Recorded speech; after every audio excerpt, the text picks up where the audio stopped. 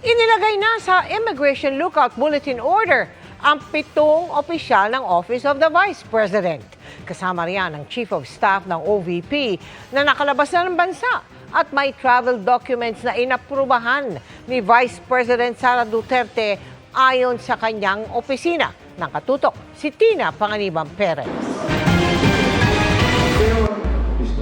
May duda ang chairperson ng House Committee on Good Government and Public Accountability na tila may pumipigil sa mga opisyal ng Office of the Vice President na pinahaharap sa investigasyon ng komite kaugnay ng paggastos ng confidential at intelligence funds ng tanggapan ni Vice President Sara Duterte. Nakatakda kasi sanang humarap ang Chief of Staff ng Bise na si Zulica Lopez pero lumipad pa Amerika sa bisperas ng committee hearing kahapon. Sabi ni Committee Chair Joel Chua, inaalam daw nila kung si Vice President Duterte ang pumirma sa travel authority ng Chief of Staff nito. Nakakalungkot daw ang tila pagpigil sa pagdalo ng mga opisyal ng OVP. Ganito rin ang pananaw ng ibang kongresista. Meron hong bad faith sa mga anong rason. Unang-una, they were invited several times. Pangalawa, makikita pong merong bad faith kasi umalis po siya ng bansa the night before the scheduled hearing.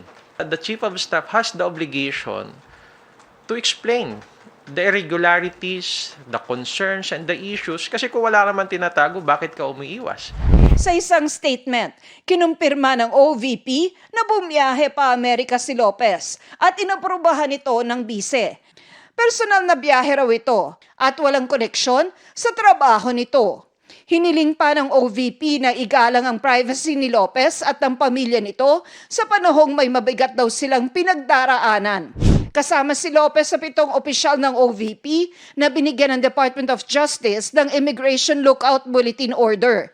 Hiniling ito ng Kamara dahil sa ilang beses na pang-iisnab ng 7 sa mga imbitasyong dumalo sa mga pagdinig. I would like to reiterate that this ILBO is not a restriction to their travel or their right to travel, but merely a monitoring mechanism by which we can see kung lumabas po sila sa bansa or pumasok na. Nababahala rin ng ilang kongresista sa pagtanggi ni Vice President Sara Duterte na mag-oath sa pagdinig ng Kamara. It does not set a good precedent, no, for all resource persons that will attend in the future hearings. Even former President Aquino attended the Senate hearing and took his oath. President Duterte attended the Senate hearing and took his oath. It's premature, no, to even say na this leads to the impeachment. We have yet really to find out what really happened as far as the utilization of these funds. Hinihinga namin ng reaksyon dito si Vice President Duterte. Para sa GMA Integrated News, Tina Panganiban Perez, nakatutok 24 oras.